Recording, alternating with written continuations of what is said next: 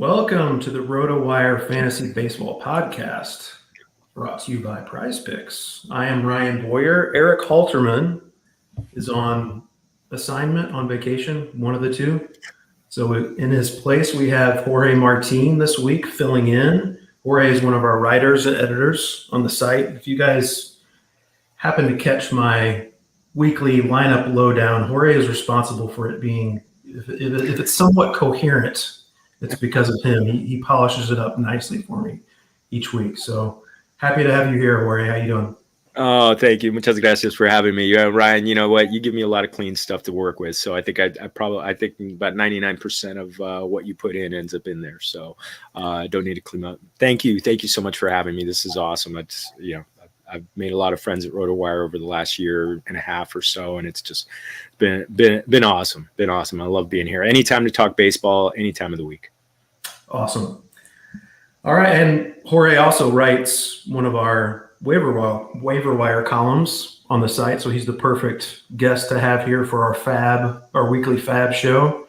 And we will get to our priority FAAB editions, our budget FAAB editions, but first we have few headlines to get to, and I think we should probably start with Josh Lowe. Unfortunately, headed back to the injured list, oblique injury once again.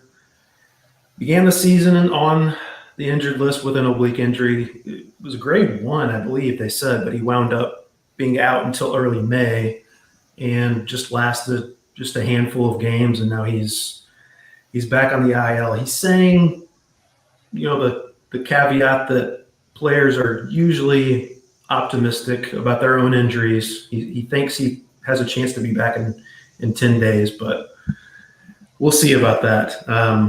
Josh Lowe back to the IL for the Rays.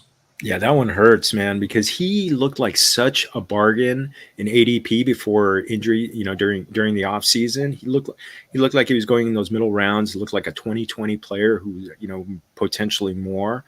He's a guy who really, you looked at him, if he played in New York or Boston or Philly or something like that, he'd have been going 2-3 rounds earlier. And it's just so unfortunate. So many people who are counting on power and speed out of him. And you're right. When can we expect a guy to come back from an oblique in 10 days, especially when it's a recurrence? They're going to wait. And I think they're going to wait and make sure that it's 100% right, because those things, they could stick around for a while. I mean, it's unfortunate because, how much more hitting can we lose?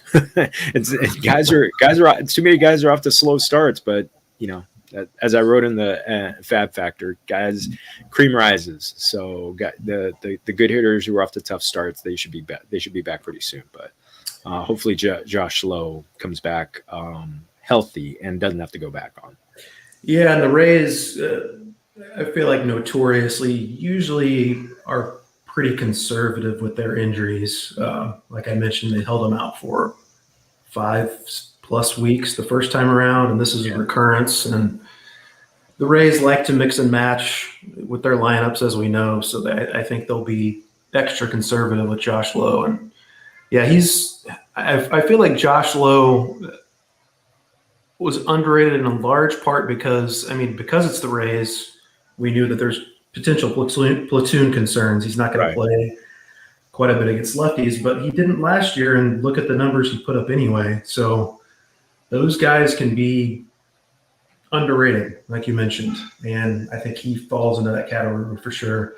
If there is a silver lining, Johnny DeLuca has gotten off to a great start with the Rays, and I think his playing time has been, again, the Rays like to mix and match a lot. His playing time has been, I think he started like 8 of the first 9 games after his promotion, and then he sat for like 3 or 4 straight. Yeah. If he's in the lineup regularly, I think he has some definite mixed league appeal. So if we're looking for a silver lining, Johnny DeLuca came over from the Dodgers in the Tyler Glasnow trade. I think he could have some mixed league viability. He had already kind of, I don't want to say pushed Jose Siri aside, but definitely ate into his playing time quite a bit. And with Josh Lowe on the shelf, I think we're going to see more Johnny DeLuca, probably see a little more Richie Palacios as well. But DeLuca is the guy I'm interested in there. Yeah, I think Palacios is in the lineup today instead of DeLuca. But yeah, definitely DeLuca. I mean, he's also pretty good with the gloves, so that might get him on the field a little bit more. So I think that was a good call, saying that he's going to get the majority of the playing time. Yep. All right, some other headlines to hit on. Wyatt Langford looks like we're going to see him back in the lineup pretty soon. He's begun a rehab assignment. I think the Rangers are targeting Tuesday for his return from the IL. Wyatt Langford, not a great start he got off to. I mean, when we found out that he was officially going to make the opening day roster, I mean, his ADP climbed well inside the top 100. He definitely did not cash in on that potential so far. And if you look at that StatCast page, there's not a ton to think, well, maybe he's getting unlucky in certain areas. The sprint speed is among the elite of the elite, but he still hasn't stolen a ton of bases. The hard hit rate hasn't been great. So, I think if you're counting on Wyatt Langford to, cash in on arguably being the top prospect in baseball, you're banking on that pedigree a little bit, because there's not a whole lot to fall back on as far as what he did prior to going on the IL with the hamstring strain. But he's going to get his opportunities. The Rangers lineup has been struggling. I know Evan Carter's really in an offensive rut, and we've even seen whispers about him possibly being sit down. I think Bochy kind of nipped those in the bud a little bit, but I don't think they'll resort to that drastic measures with him yet. But happy to see Wyatt Langford back in the coming days for sure. Yeah, I think he's someone that that lineup definitely needs a boost somewhere. I mean, Corey Seager's done pretty well of late. He had several games in a row where he had home runs, and obviously Marcus Semien is like he's a metronome. He just delivers. But throughout, that was a lineup, because of the coming off the World Series, the way they played so impressively all the way through. You really thought that they were going to be one of the better lineups in the big leagues, but really underperforming. But and Langford, you'd think that he was going to be hitting in the heart of the lineup. He had a good batting eye in the minors, just zoomed through the minors. So maybe, there's so much talk about rookies who've struggled when they got called up this year, and a lot of some of the the elite baseball writers are out there talking about the fact that they were just not seeing the level of velocity in the minor leagues that they're seeing when they get to the show. And so maybe it took them a little while. You know what, sometimes guys, we've seen it with players before, where someone like a Mike Trout went down and went down after kind of like a tepid start to the big leagues. Other guys have done it, and then they, hopefully Jackson Holiday is doing that right now. But maybe that was kind of getting to sit down and just kind of watching the game a little bit. Maybe that was just enough for Wyatt Langford. Also, so one of the other things that was kind of, you may have been playing with him a little bit, is he was DHing more, whereas maybe he couldn't handle a DH only role as opposed to playing in the outfield, which is the way he's played all his life. So guys talk about how that's different. So I hope so, man, because we need hitters. We need hitters to start coming up. It's warming up out there. It's Memorial Day weekend. By the way, shout out to the troops out there, everybody who served, everybody who has served, and thank you. We've not forgotten. But yeah, I look at we definitely need Langford to come back and start showing off, because need that Texas lineup to get longer.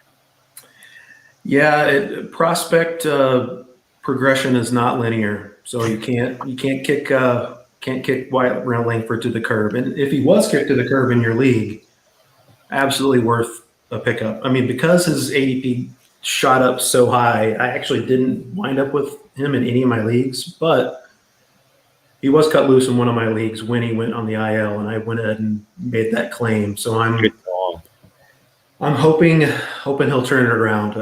Like I said, I think you're banking on pedigree to a certain degree, and we have seen that kind of the default of late has been the top offensive prospects have not quite clicked right away, but he's just immensely talented, and I think he'll figure it out sooner rather than later. One quick question. Did you see that in your leagues, in your drafts, that Langford went before Evan Carter? That did flip. Towards the end, it started to. Yeah. That was amazing to me. Yeah, I think he was viewed as maybe as the higher upside guy. Carter's power is just middling, I would say, at least at this juncture. I think plus the shiny new toy. I mean, it's funny. We saw Evan Carter come up at 20, 21 years of age and do it. He's younger. He's younger than Wyatt Langford, yeah. Which is hilarious. So good down the stretch and in the playoffs, but then we've already seen that. What have you done for me lately? So the shiny new toy syndrome is. So yeah, we did see that flip a little bit. I saw in some of the leagues him go higher. That still shocked me how a guy who was hitting third in the lineup for the World Series champion and delivered in October, and now all of a sudden he gets kicked, as you said, kicked to the side by the shiny new toy. It was hilarious. Yeah. So another guy on his way back Tuesday, not a top prospect, but DJ LeMahieu looks like he's targeting a Tuesday return to the Yankees. My question, Jorge, should we really care that DJ LeMahieu is on his way back? Is there going to be any fantasy relevance here? Looks like he's going to take over back at third base. Oswaldo Cabrera got off to a fantastic start, but he's been not so great the last several weeks. And I think they're going to probably ease LeMahieu into everyday playing time. Before he got hurt, he was going to be the Yankees' leadoff hitter. I don't think that's going to happen now. Anthony Volpe's kind of taken that job and run with it. So is a DJ LeMahieu who's going to bat, let's say, 7th in the Yankees lineup? Is there any fantasy relevancy there? It's hard because he doesn't have power. He doesn't run. Yeah. So, you're kind of like talking about a poor man's Luis Arias, where it's like, you just want batting average, runs, and RBI. And that's really what you're looking for. And if you're in an OBP league, he doesn't walk a lot. So, he's got to be hitting like over 300 to really, contribute in those kind of leagues. So it's kind of tough, even hitting in a very good Yankee lineup. But yeah, if he's hitting, it's one thing to be hitting first in front of Soto and Aaron Judge, but you're hitting 7th. It doesn't look. I wouldn't be breaking out my FAAB for him. I wouldn't be using up waiver claim on him if he's if he wasn't on your IL. So yeah, I'm just and though I will say, if you have him, trade him to a Yankee fan. If you have him on the IL, this is probably the best time to trade him. So get him to a Yankee fan. Yeah, I think the LeMahieu was going to be relying almost solely on the fact that he was going to bat leadoff. Like and was going to get on base at a decent enough clip to score a good number of runs. But like you mentioned, there's just not, at this juncture of his career, much power or speed to fall back on. So, multi-position eligible he is. So I think in your deeper leagues, maybe your TGFBIs, your 15-plus team leagues, he's probably worth scooping up in that format, just where you have some holes to plug with other injuries, but not counting on a ton of fantasy upside from DJ LeMahieu. We will get to our FAAB recommendations of priority ads in just a little bit, but first we're going to take a quick commercial break. Have you ever dreamed of stepping into the shoes of a general manager? Welcome to So Rare MLB, a groundbreaking fantasy baseball game where you call the shots. Take charge and make your managerial mark by collecting officially licensed digital player cards of your favorite MLB stars.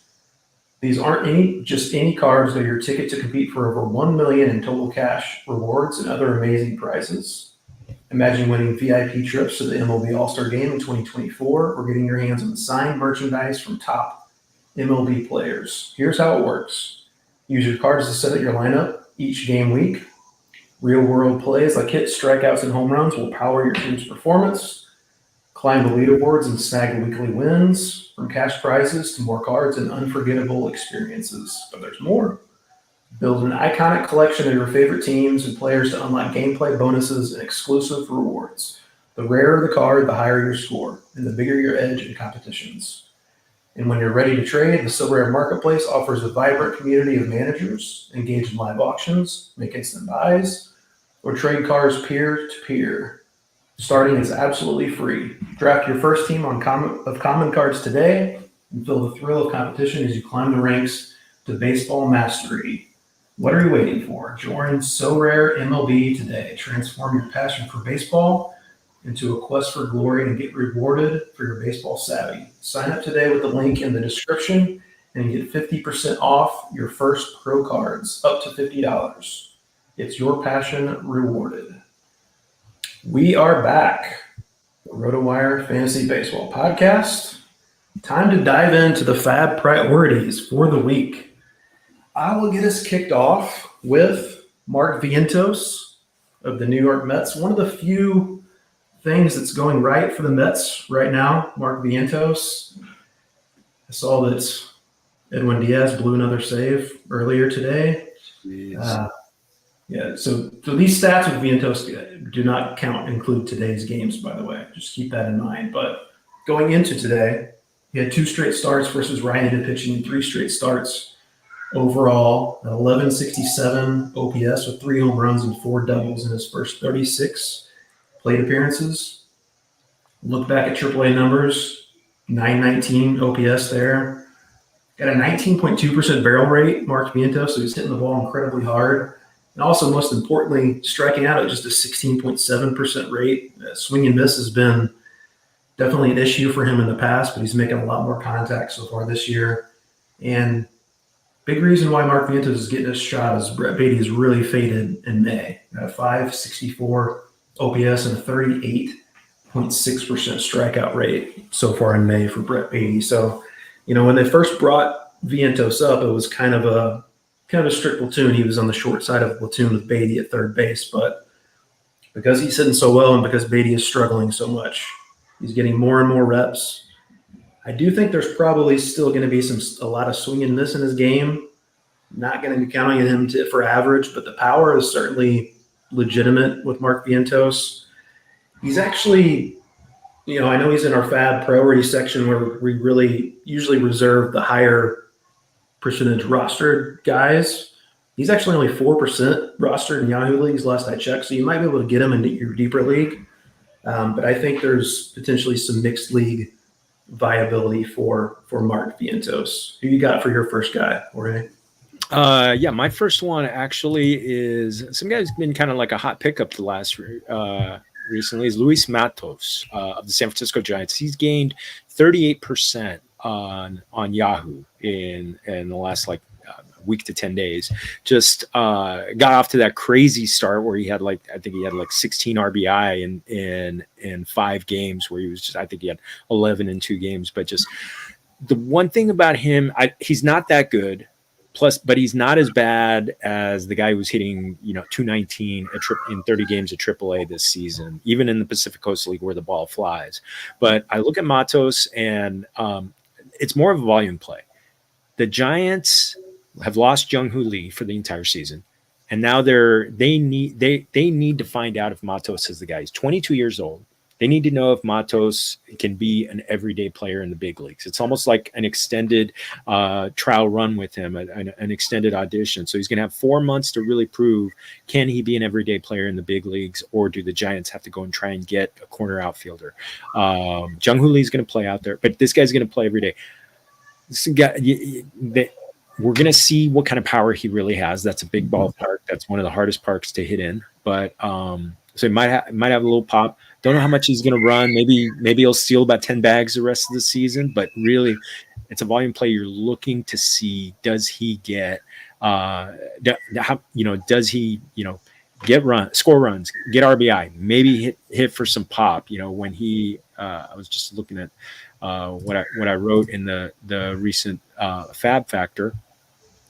He what did he have? He had that run where he went 10 for 22 with 16 RBIs. So I mean, he's 22 years old. They need to find out something for him. And there's also another player that we're going to talk about in a little bit that is another giant. Just a preview for later. Another giant that they need to find out about. Yeah, Matos, a bunch of highlight reel catches early on as well, which, I mean, that doesn't count for your fantasy stats, but it counts for the Giants, and that means he's got a better chance of staying in the lineup if he plays good defense. So gets you on the field. That's right. Another guy who has also elite defense, Jake Meyers, and he's turned around with the bat in a big way of late. So far in May, Jake Meyers, 1075 OPS, 3 home runs, a couple stolen bases. You condense it down to the last 8 games, he's 13 for 29 with all 3 of those home runs. Hitting the ball incredibly hard, too. Average exit velocity in the 89th percentile. Expected WOBA in the 95th percentile. And again, I mentioned it with Mark Vientos, but Jake Meyers also making a lot more contact this year. 17.9% strikeout rate. It's generally been well into the 20s, usually. And Jake Meyers is a guy who I feel like fantasy managers have been kind of trying to kick to the side because his offensive numbers have not been great, but the defense has been so good, and that's what has convinced the Astros to continue to go back to him. And he looks like he might be starting to figure it out with the bat a little bit. He's kind of inched his way back up in the Astros lineup a little bit. Still only batting like 7th, but it's better than 9th. More potential RBI opportunities. Got a little bit of power, a little bit of speed. That Houston lineup, I know, hasn't been – the lineup actually has not been really the problem for them. The lineup's been okay. But, you know the Astros are going to hit their stride eventually, and that's going to – you're going to want a piece of that lineup. And if Jake Meyers is your low-cost option to get a piece of that lineup, I think he's a viable one. Yeah, you know what? I mean, Chas McCormick has not been able to stay on the field this year, and I mean, maybe Jake Meyers is able to just kind of, run with the job because they need any kind of hitting. They need any. Bregman hasn't been doing it, but we expect that. By the way, one thing I mentioned in the MLB FAAB Factor today, and it just so happens today is the anniversary. 20 years ago today, Derek Jeter was hitting 189. For the Yankees, and people were starting to, people were going nuts. They were going crazy. And then it was just like, the New York media, they're like, is he done? Is he done? He was a month shy of his 30th birthday. Then all of a sudden, his next 3 games, he goes 9 for 16. Gained 32 points in his batting average, and then just went off. He hit 336 the remainder of the season in 111 games. I mean, he basically had a season in the last 2/3 of the season. 94 runs, 20 homers, 20 steals. So that for everybody out there who's complaining that Ronald Acuna hasn't hit as many home runs as he has on his fingers, it's coming. Don't worry, it's coming. All right. Who we got for our next one, Jorge? Next one actually is, catcher alert, David Fry. He's got, somebody in the chat mentioned Uncle Ted. Yeah, David Fry is awesome. I mean, you look at him and catcher, first base, outfield. He's got that eligibility, but if he's got all 3 of those places, where are you playing him? You're playing him. You're on your fantasy team. You're playing him on at behind home plate. So putting the fantasy tools of ignorance on, but. Dude's hitting 338 on the season in just 80 at bats. So, but he's getting more. His last 11 games, he's hitting 370 with a 1064 OPS. He's got 4 home runs in there, 9 RBI. I mean, they're playing him. He's hitting anywhere from 4th or 5th in his last 6 starts. Guardians are starting. They need to. They're another team that's been surprisingly good with the bat this year, but they don't have any world beaters. But yeah, David Fry, they're finding a way to get him in the lineup, and to have that catcher eligibility is just so phenomenal. It's just so phenomenal. I want to grab him and play him. For sure. Yeah, I think the worry with Fry initially was that he was probably only going to play against lefties, but that hasn't been the case lately. He's been so good that he's getting reps against righties as well. And I'm always a sucker for a catcher eligible guy doesn't really play catcher. So Exactly. he saved the legs, and he's fresh enough to keep hitting bullets when he's at the plate. So my next guy, I'm gonna go to Michael Massey of the Royals. Another guy who's been red hot in May. 970 OPS, 5 home runs and 18 RBIs in 19 games so far in May. Been batting 5th regularly against righties for the Royals. Down to 8th against lefties, but the most important thing I think there is that he's been in the lineup still against lefties. Last year got off to just an absolutely horrendous start in April. If you look at his numbers from May on, his numbers on the year, not great, but he just was so bad in April, they really weighed him down. He was pretty solid the rest of the way. 721 OPS, 15 home runs, and just 380 plate appearances the rest of the way from May on. Career 10.07 OPS during his time at AAA, Michael Massey. One thing to keep in mind, he did leave Friday's game with a back issue, and that's what kept him on the injured list at the beginning of the season. So really hope this isn't a nagging thing that he's going to have to continue to deal with, because I think he's showing plenty of upside. There was a worry that Adam Frazier is also with the Royals, another left-handed hitting second baseman, and he kind of wondered how is the playing time going to break down between those two. But Michael Massey's been their everyday guy at second base, and Adam Frazier just kind of mixed in at other spots and DH where he could. So no concerns about playing time with Michael Massey as long as he stays off the IL, which hopefully he will. Yeah, please. Backs can be tricky, but yeah, get him in the lineup, because he's going to be playing every day, and second base it's not that deep, so you can fit him in your lineup, guys. There are guys that have underperformed this season that maybe you're ready to kind of cut loose and give Michael Massey a shot. No, I like that call. But yeah, let's keep an eye on that back. All right, let's move on to some pitchers. Who you got on the mound first? Oh my goodness. This one's rooting for fun. Alek Manoah. I've been rooting for this guy ever since I watched him pitch in the World Series, in the All-Star game in 2022 on Dodger Stadium. It's blistering hot that day, and he's getting the first time I've ever seen a pitcher get mic'd up, and that was him talking to John Smoltz, where John Smoltz is telling him what pitch to throw. It was fantastic, and then he just fell off the. The best one was, he's got 2 strikes on the guy, and Smoltz says, "Okay, I want to see a backdoor slider that drop it right on his back foot." And he goes, "Ooh, that's sexy." Throws that exact pitch, strike 3, walks off the mound. It was the best. One of the best moments. If you guys want, watch it. Watch it. I linked it in my article. But Alek Manoah, he fell off the grid last year. I mean, you could not be worse than he was last year and stay in the big leagues, and he couldn't stay in the big leagues. But you know what? He came up this year, and after spending some time in the minors, spending some time rehabbing an injury, and you know what?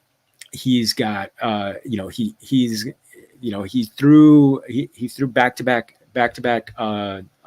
great outings after he got lit in his first one, back-to-back great outings. And then he went yesterday. I'm actually looking up real quick just see what his pitching line was.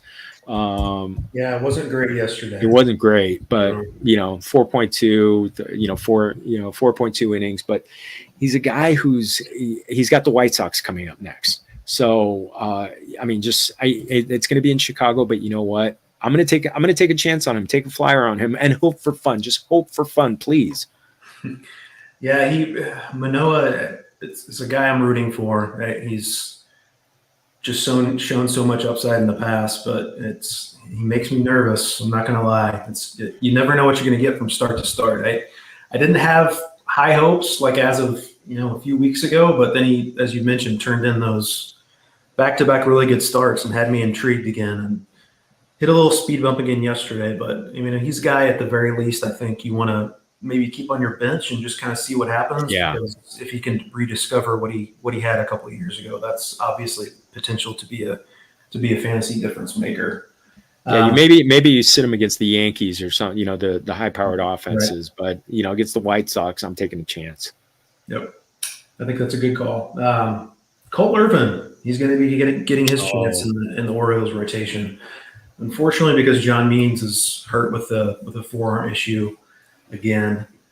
Cole Irvin in 7 starts this season, 4-1 with a 2.90 ERA, 28-8 strikeout to walk rate, and 40 1/3 innings. He's not the upside play. Alek Manoah could potentially give you an upside play for sure. Cole Irvin is not that. You're going to roster him because he's a good strike thrower. He's probably going to give you a decent whip. And Camden Yards is a great place to pitch now because the left field is, basically a graveyard at this point, and the wall is 47 feet high. So he's pitching fairly deep into games when he was in the rotation. I think he's going to have a good shot to pick up some wins. Yeah, I saw they had, Dean Kramer went on the IL as well. So there's going to be opportunities for sure for Cole Irvin indefinitely. And he's got 2 starts next week. So if you're looking for a guy to pick up a couple wins potentially, he's got a couple matchups at home, the Red Sox and the Rays, both at Camden Yards, which I mentioned. That's a good place to pitch now. Again, not a super high upside play. If you need strikeouts, you probably need to go in another direction. But if you want to stream a guy and hope to pick up a couple wins, I think he's a solid choice for next week. Yeah, with that offense hitting behind him, the way Gunnar Henderson's going, and it seems like he may have hit a home run while we were recording. It seems like he's hitting them all the time. But no, really, that offense is going. It's an underrated defense playing behind him and that big ballpark. So, yeah, sometimes you need guys on your roster to just get outs. I recommended him a couple weeks ago before John Means came back. Unfortunately, I stashed him on a couple leagues where. But now I think I'm just going to go to Cole. I'm going to default to Cole Irvin and go grab him. So, I've got on next one. I've got a hitter that we're going to go, and then I'm going to close up with a pitcher on my next go around. But I don't know how Alex Verdugo is available on almost half the leagues right now, half of Yahoo leagues. I mean, the guy's hitting cleanup behind Soto, behind Judge. He's hitting. He's getting. I was looking, and he's hit 4th in all but 1 game since May 7th. So, and he's starting to heat up. He's hit in 8 of the last 9 games. He had, and in his last 3 games, he had a 3-game stretch where he had 5 RBI in this last week. So, the guy's going to be an RBI machine in the rest of the season. The ball's going to start warming up. He's got that short porch. This is the guy who, by the way, thank you. Boston Red Sox for trading Mookie Betts to the Dodgers for Verdugo, and now sending him off to the Yankees. So, Red Sox fans, they need nice things to happen for them. But no, I look at Verdugo. He's a guy. He's got great pull side power, and in that to right field, that short porch in right field at Yankee Stadium, he's gonna hit some cheapy home runs right there. So I think, and especially when Soto and Judge walk in front of him, it's just take a chance on Doogie. Yeah, you want to get a piece of that Yankees lineup for sure. I'm with you. I'm not sure why. He's not the highest upside play, but he's always hit for average, always been a good average guy. Yeah. And like you mentioned, what power he does have could play up at Yankee Stadium. He's going to have plenty of RBI opportunities. Let's go back to the mound here. And I got Alec Marsh of the Royals, 2.72 ERA, 107 WHIP. 36-12 strikeout to walk rate in 43 innings this year. Not a ton of strikeouts so far, but he's been missing more bats since he came back from the IL. In 3 starts since coming back from the injured list, 19-5 strikeout to walk rate and 16 1/3 innings pitched. It's got a very unique 4-seamer. Alec Marsh does. It actually has more spin than his slider, which is bizarre. 31.1% whiff rate on the 4-seamer, which is just a crazy high number for a fastball. Also a 236 expected WOBA with that pitch. And again, like Cole Irvin, he's got 2 starts next week. And these are a favorable couple starts. At Minnesota versus San Diego. San Diego is not clicking on all cylinders at this point. Alec Marsh is in the past not had great control. He's shown improvements in that regard this year. I think it could kind of flip. Hasn't missed as many bats so far this year, but he also has not walked as many guys. I think he probably is going to start walking more guys, but he's probably also going to start missing more bats. So might be a little more volatility there than the 2.72 ERA suggests, but Royals are playing some good baseball right now, and he's part of a surprisingly good Royals rotation. I think he's, rostership in Yahoo leagues right now, 26%. Yeah. I think that could probably easily double, especially in a week where he's making 2 starts. I think it'll definitely shoot up there higher. Yeah, he's got to jump up on those weekly lineups. He's got to be in there. I don't know what's going on with the water in Kansas City this year. I mean, Seth Lugo looks like a Cy Young Award winner. I mean, all those years in the Mets, I was just like, this guy's a swing man at best. I thought he was decent out of the bullpen, and but not so decent. But yeah, Cole Reagans, they gave him a new life, and just I think. I'm all for it.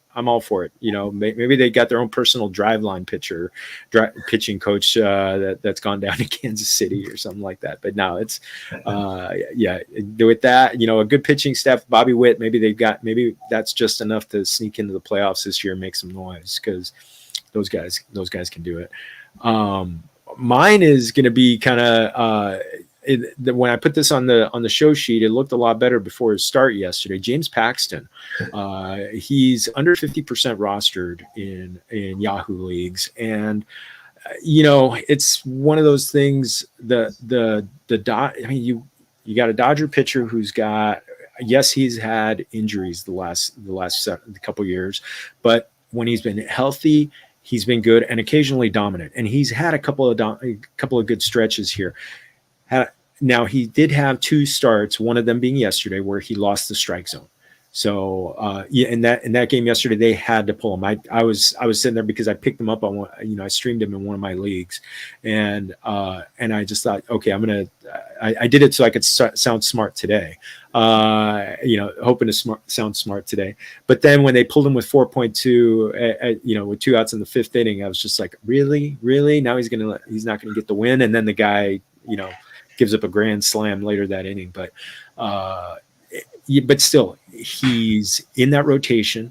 He's taken a regular turn. I think it's one of those ones where, if your league has him available it has him available, I think he's worth the pickup. Especially in those weekly head-to-head leagues where you can maybe pick the matchup, but with the Dodgers, they could put 8 runs up, and then all of a sudden, he wins 8-2, just going 5 innings and maybe racking up, 6-7 strikeouts. So, and you get him and he's healthy now. We don't know if that's going to be the case. And the Dodgers are just compiling pitching right now. They're trying to make sure Glasnow and Yamamoto don't get overworked during the season. And they will be getting Clayton Kershaw back at some point. Maybe Paxton helps them go to 5 to 6 man, 5 to 6 days off, maybe a 6-man rotation in there, where they're almost like on a college, where it's like, instead of pitching once a week, or the way they pitched in Japan. Yeah, James Paxton is when he's healthy, as you mentioned, that you don't know when the other shoe is going to drop there. He's had plenty of injury issues throughout his career, but when he's on the mound, he's usually effective. I saw him talking about the other day that his cutter has been kind of absent for him this year. That's a pitch he relies on a lot. But once he's managed to kind of walk that tightrope with having some control issues and not having his cutter with him. But, once he figures out that pitch, and while he's on the mound, James Paxton has almost always been effective. So keep him in your lineup while he's healthy, because you never know when that's not going to be the case. Yeah. All right. So we will hit on some of our budget buys soon, but first we need a commercial break from Prize Picks. Prize Picks is the best way to get action on sports in more than 30 states across the country. Prize Picks is really simple to play. I can make my picks and submit my entry in less than 60 seconds. You just pick more or less on 2 or more player stats and watch the winnings roll in. I was looking at some of the ones they had from today. Bryce Harper is one I really like. They have Bryce Harper 2.5 hits plus runs plus RBI. He's in Colorado tonight against Dakota Hudson. I don't know how much you guys subscribe to the batter versus pitcher stats, but Bryce Harper has faced Dakota Hudson 13 times in his career, and he's reached base 12 times. And you also might get angry Bryce Harper because he got ejected in the first inning of last night's game. So, an angry Bryce Harper at Coors Field is something I would be willing to bet on. That's going to put on a show. Quick withdrawals, easy gameplay, and an enormous selection of players and stat types are what make Prize Picks the #1 daily fantasy sports app. Download the app today and use code ROTOPOD for first deposit match up to $100. That's promo code ROTOPOD for a first deposit match up to $100. Pick more, pick less. It's that easy. And now we are back. We're going to the budget pitchers and hitters for our weekly FAAB show. I will kick us off with the pitchers. And saw this guy's name mentioned in the chat. Uncle Ted again coming through. I'll go ahead and highlight him. Big Ben Brown. And that's who I have as my first guy here in the budget section. Will he have a rotation spot? I saw he is listed as a probable pitcher, I think, for Tuesday, I believe against the Brewers. It's been a weird usage of Ben Brown by the Cubs so far. He's made 2 relief appearances, then 2 starts, then 2 relief appearances, then 2 starts, then 3 relief appearances, then a start. And now he's going to make another start. So kind of bizarre usage for a guy who you think is probably going to be a key rotation cog for you moving forward. But he's been effective. His first appearance at the major league level, he gave up 6 runs in 1 2/3 innings. But 11 appearances since then, 1.91 ERA, 1.06 whip, 44 to 13, strikeout to walk rate in 37 2/3 innings. His last start, he went up against the mighty Braves lineup, 4 innings, just 1 hit allowed, 0 runs, 6 strikeouts against the Braves. So Ben Brown trending in the right direction. And I think probably because his usage has been so kind of bizarre, maybe that's why his rostership rate remains so low. But I think this could be the time, especially in your deeper leagues. You got to pick up Ben Brown because I don't think there's going to be an opportunity to do it much longer. Especially the fact that, I mean, when the Cubs get Dansby Swanson back, I mean, they're just going to have elite defense up the middle. So that's going to help him out. He's got more than a strikeout per inning. I think,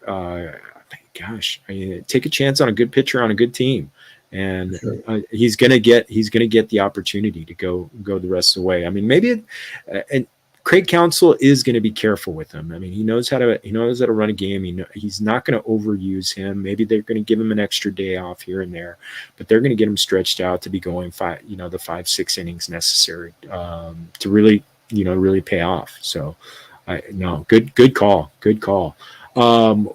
My guy next is, I'm going to give a little personal history. I grabbed him in my National League only league, and did not get him in our auction, but I picked him up in the reserve draft afterward, and I thought I got a find. He's a knuckleballer, Matt Waldron, for the Padres, and then he just got lit in the first 2-3 starts, and I just kind of had it with him, and I said I don't have a chance. I don't have patience for waiting on the guy. Then he goes and he throws a few, has a couple good starts in a row. And I mean, it just reminded me that I do have a soft spot for knuckleballers. Shout out to Tom Candiotti, who I had him on my podcast not long ago. He's he's a huge fantasy football fan. And he was also talking about the fact that they want need more knuckleballers, but Waldron, is a guy who, I mean, he's thrown at least 5 innings in each of his last 3 starts. He's got to win. He did have one start where he had 10 strikeouts in there, but in the last 16 innings, he's got 23 strikeouts in there. So pitched well enough to win each of those 3 starts. So you want to, it's take a pitching flyer on the guy. And why not? And he's got his next start against the Miami Marlins, so in San Diego. So I'm taking that chance. I am taking that chance, especially after the best hitter on the Marlins got traded to the Padres also. So go grab Waldron. He's only rostered in like 8% of leagues right now. Yeah, he's got a hard knuckleball too. Those are even more interesting, I think, to watch, and mixes in that fastball when he can. But yeah, the knuckleball is definitely his bread and butter. I'm going to go with Luis Garcia of the Angels. Many Luis Garcias in the league, but this is the one with the. Are we at 3? Are we at 3 yet, or just 2 right now? Luis Garcia of the Nationals is now going by Luis Garcia Jr., I believe. So that distinguishes a little bit, but yeah, you have to make sure you're picking up the right Luis Garcia. But this one had a save in his last appearance. He's up to 3 saves on the season now. Got a 5.06 ERA, but 3.37 FIP probably tells you a little bit more about how he's actually pitched. 21-6 strikeout to walk rate in 21 and a third innings. The reason why I think he's relevant now is Carlos Esteves, last 11 appearances, 4 for 7 in save chances, 7.36 ERA. Ron Washington is saying he's not ready to make a change at closer yet. So you got to take him at his word at this point, but a couple more clunky outings from Esteves and you could see a changing of the guard there. And the usage dictates that, or suggests that Luis Garcia is probably next in line there. So he's hardly rostered in any leagues right now. In your deeper leagues, I think people are going to see that 5.06 ERA. But again, he's pitched better than that, ERA indicates. And he's next in line for a pretty shaky save situation. So I think in your deeper leagues, Luis Garcia is worth a pickup. Who you got for your next pitcher? Well, I'm staying in the same pitching staff, Jose Soriano of the Angels. And he's a pitcher, you look at his StatCast page and 98.3 mile an hour fastball on average is in the 97th percentile in the major leagues. He's got weird splits where he's pitched more poorly at home, but that was mostly he got lit up in April. During the month of May, in 4 starts, he's got a 1.90 ERA. He's got in 23.2 innings, he's got 20 strikeouts. He's got that big fastball.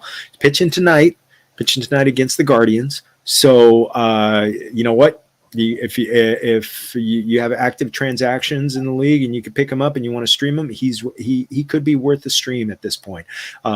Just to take that chance, because he's only rostered in 12% of Yahoo leagues. So you want to take a chance on him. Maybe he's a guy who can ride out, because the Angels they don't have anybody else coming back. So this is a guy who's going to stay in the rotation likely for the remainder of the season as long as he stays healthy. So, take it. And who knows? Maybe you grab him and Garcia, and then you get that win save in the same game. So you never know. Those are always dream days. Breakfast tastes better the days after you get the win and the save in the same game. So Tyler Glasnow, Evan Phillips. I need Evan Phillips to come back from the IL to do that in one of my leagues. Yeah, Soriano's a guy we've talked about a couple of times in this podcast, and his stuff pops. I mean, it's absolutely filthy. He's throws in the upper 90s with his fastball. He's got a 95 mile an hour splitter. Like, this stuff is just, if he can throw enough strikes, if he can stay healthy. He's a guy who's had Tommy John surgery twice. He's moving into the rotation, and after pitching in relief all of last year, so some questions about workload, but there are no questions about the stuff. He's got amazing stuff. I'm going to stick with relievers, going with the Reds with Fernando Cruz. 41 strikeouts in 21 and 2/3 innings so far for Fernando Cruz. 45.1% strikeout rate. Only Mason Miller, who you guys may have heard of, has a higher one among relievers this year. 20.5% swinging strike rate. Again, only Mason Miller has a higher rate than Fernando Cruz. When you look at Alexis Diaz, could be another potential shaky closer situation. 6.27 ERA, 1.61 whip on the season. And if you condense it down to May, it gets even uglier. 10.80 ERA, 2.42 whip in May for Alexis Diaz. Not going so great for the Diaz boys. Brothers in the back end of bullpens right now. And Diaz had some struggles towards the end of last year as well in the second half. So I think, especially with the Reds kind of struggling to keep their heads above water, I wouldn't be surprised if David Bell makes a move at some point. Fernando Cruz's ERA, I think, is over like 4, but a guy that's missing that many bats, that's one that you can throw into the 9th inning. He's probably going to convert more times than not. So, again, a guy who's barely rostered, and in your deeper leagues, you might be able to sneak him in now and pay dividends later. Yeah, especially when you're pitching in that bandbox at Great American Ballpark. You need a pitcher. Swing and misses. You need that. Gosh, I mean, almost 2 strikeouts per inning. I mean, that's just that's filthy. So yeah, he's definitely a good call. I like that one. All right, let's move on to hitters. Who you got? Oh well, we're gonna go to Pittsburgh. Paul Skeens is not the norm when it comes to players coming up from the minor leagues and just absolutely dominating right off the bat. No, that's not the norm. That is major exception. Nick Gonzalez, as they would say in Spanish, he is a guy who has maybe followed more of what we've seen and what we talked about with Wyatt Langford and Evan Carter. They could come up, and some guys could struggle right off the bat. And Nick Gonzalez, he did not. He was at the Mendoza line last year in playing there. I mean, I think he hit 209 in 35 games last year. But what did he do? He went down to the minors this year and just raked. 30 games. He had an OPS of 1.039. Just really did great. Got called up on May 10th. So he's really, he's got low rostership rate in under 10% of leagues. He, immediately came up. I mean, he's not a big physical guy. So that's the one thing. He's not going to come up and look just like a bruiser but he's a guy who gets away with bat speed and does well. Came up on May 10th, went 5 for 14 his last 3 in a 3-game stretch this week, driving in 3 runs. He's moving up in the lineup. He's hit 5th in each of the last 6 games. So the Pirates are a team that they're kind of like in the middle, and they need to find out if guys are dudes that are going to stick around. And this is a guy who is a top 10 draft pick in the 2020 draft. So I look at him as someone who they want to find out if he could be their second baseman of the future, kind of like what they did with Brian Hayes. Hopefully Gonzalez has more of a better health history, but this is a guy, maybe he works up to 20 homers right now. Maybe he hits like 10 to 15 the remainder of the season, and just compiles some RBIs and some runs for you. But yeah, hopefully and definitely hitting a good for a decent batting average, 270 to 280.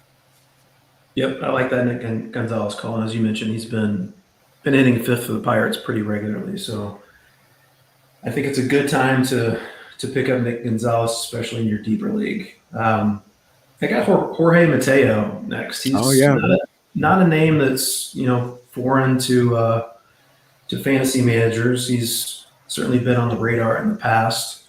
And he's playing regularly again. Since Jackson Holliday got sent down, Jorge Mateo has made 20 starts in 26 games. That includes 16 starts in the last 19 games for the Orioles.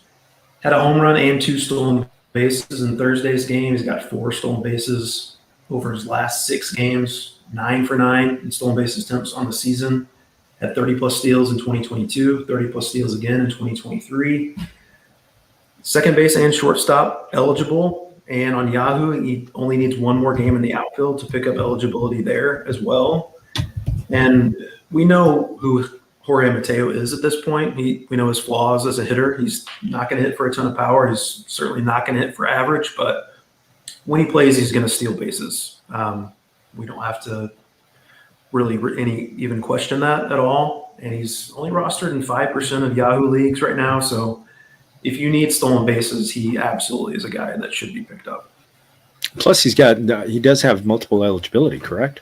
Yep, second base, shortstop, and maybe outfield soon. Yeah, so you love those guys. I call them movable chess pieces. I love to be able to get them, move them around my lineup a little bit, especially in daily leagues where, boom, all of a sudden you get to, you find, like I had a league where Randy Arozarena is sitting, and I didn't have a backup outfielder to pick up that. So yeah, that's the thing. You get Mateo and just drop him in there. So he's a good one. I like that. Going with my Luis Matos pick from earlier in the show, Helio Ramos. He's a guy.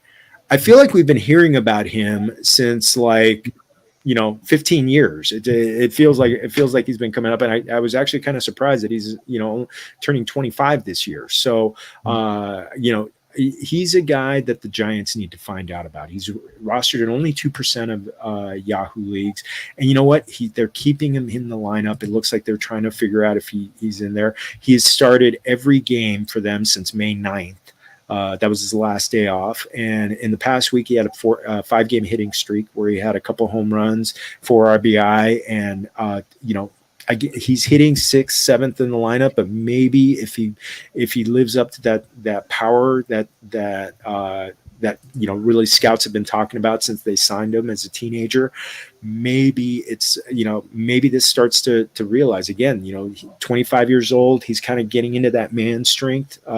Does he all of a sudden, really live up to that? Because we know he's going to be getting plenty of playing time the rest of the season. Because again, he's another guy they need to find out. Michael Conforto is on the IL. We've talked about Jung-Hoo Lee, Mike Yastrzemski. The connection to Yaz, the Hall of Famer in Boston, is one thing, but I think that they've been wanting to get a big guy in the outfield, and I think maybe Ramos could be a guy to a corner outfielder of the future. I'm going to go to Jake McCarthy, the Diamondbacks, for my last hitter recommendation in deeper leagues. Last 31 games, 824 OPS, couple home runs, 3 stolen bases. You go back the previous 2 years, 49 stolen bases in 198 games at the major league level. Hasn't run a ton this year. I'm a little surprised because when he's been in the lineup, he's traditionally ran a whole bunch and done so at a very successful rate. So I suspect that will pick up. Alek Thomas's situation is still murky. He had a setback with the hamstring recently. He's just now starting to kind of ramp things back up. Rooting for him to come back, but until he does, I think Jake McCarthy is certainly going to be playing certainly every day against righties, maybe some against lefties as well. Doesn't have a ton of power, but as a stolen base source, I think he's certainly viable. He's inched his way up in the lineup a little bit. Jake McCarthy, especially if you're in the need of stolen bases, I think is a viable deep league pickup. And decent with the glove, so that's going to keep him in the lineup. So and you're right. I mean, the Diamondbacks like to run, and they're kind of like I've often talked about that new Moneyball was going to be a team that could hit line drives, didn't necessarily sell out for power, made contact, doesn't strike out, and puts the ball in play and runs. Similar to the team over your shoulder that I grew up watching with Ozzie Smith, all those guys running around the bases. And I remember one of my favorite year. There we go. I mean, the 85 Cardinals is one of the most extraordinary teams because they had Tommy Herr knocking 110 runs with 9 RBI, with 9 home runs. Oh yeah. So it's one of the most amazing stat lines I've ever seen. So, but yeah, I mean, I think we need more teams like that. I think that's got to be the next Moneyball. Speaking of the Cardinals, go ahead and give us your last guy here. Yeah, Mason Wynn. Heir apparent to Ozzie Smith there. I mean, it seems like every shortstop to come up through St. Louis through the minor league system is in that, that long skinny shadow that Ozzie Smith had. And but you know what, Mason Wynn, it looks like, he came up last year. He definitely had some growing pains last year. But you know what? They've got him. They've kept him in the lineup all season long, and it's I think things are starting to click with him. He's he's in a 14. He's in the middle of a 14-game hitting streak. They had their game postponed yesterday. He had 17 for 47 with 362 average in there with 2 home runs in there. So I mean, he was hitting primarily toward the bottom of the lineup, but in the most recent game, they put him in leadoff, and maybe that's something that you could give us some intel. Do you think we might see him up there more, at least against righties? Against lefties, yeah. Against lefties, sorry. Yeah, he's done okay against both righties and lefties, but he's definitely done better against lefties, and both of his home runs have come against lefties. So I think that could be, especially with their other leadoff candidates. Brendan Donovan's usually, you don't have to worry about him against lefties, even though he's a left-handed hitter, but hasn't been necessarily the case so far this year. So I do think Mason Wynn could be getting fairly regular reps, at least against lefties in the leadoff spot. So certainly a boost for him there. Definitely want to see him run more too, because the guy has almost 80 grade speed. So and he definitely ran a lot in the minor leagues. So with the game finally going back to the way it should be played, where guys are stealing more bags, I'd love to see him just start to really come up. I mean, maybe it's a lot to expect, but last year C.J. Abrams had that big second half of the season where they start to really let him run loose, and maybe possibly they could let him Marmol might let him run a little bit more in the second half of the season. So hopefully. I love the Mason Wynn call. He's showing some good plate discipline too, which we didn't necessarily think that was going to happen with him. And power hasn't really been there, but he showed that in spurts in the minors. I think he could, over a full season, eventually be at least a double-digit home run guy, and the speed is certainly there for him. So hopefully we see him more regularly at the top of the lineup against lefties. And please, you don't get points for having an absurd throwing arm from shortstop, but he's worth the price of admission there for sure. Him and Ellie Dela Cruz. I'd love to see them. I'd love to see them have a throw off at the All-Star game or something. That's what they should do do skills competition at the All-Star game. I don't know how much the teams would love that. You put maybe a little injury risk, but it sure would be fun to watch. Well, Barry Larkin got hurt back in the day doing some sort of skills competition at the All-Star break, and I think maybe that they've wanted to kind of back off of those kind of things a little bit more. Just as long as they don't have the MLB All-Star game doesn't look like the Pro Bowl. So as long as we don't see where they're coming out and throwing high-pitched softball or something like that. Yeah, no Pro Bowl. No adjacent stuff. That's for sure. Please no. Please. All right, Jorge. Appreciate you being on with me. That'll do it for the Roto World Fantasy Baseball podcast. Thanks to our sponsor, Prize Picks. We will be back with another show tomorrow. Thank you guys for tuning in. Take care. Salud.